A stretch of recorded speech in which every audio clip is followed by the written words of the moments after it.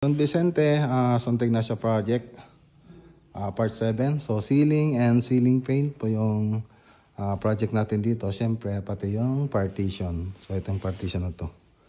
Yan, so ano lang po to, yung aluminum na wood grain. Tapos ito, drywall lang po siya, yung gypsum board. Tapos yung mga kanto na ito, nilagyan natin ng corner beads para hindi masira. Okay, so papalitan pa po natin yung kulay nito, white. So magiging ganito po yung kulay niya. So yan yung request ni Madam. Itong sa may gypsum board natin.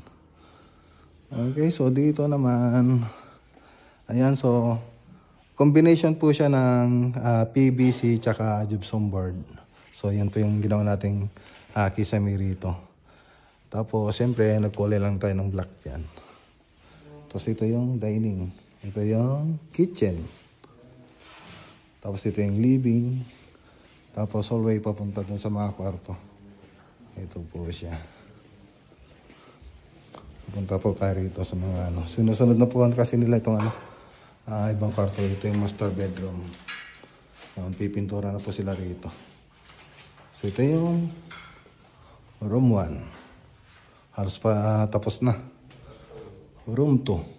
Ay, yung CR, toilet and bath. So, ito yung room to mga boss. Ayan, no?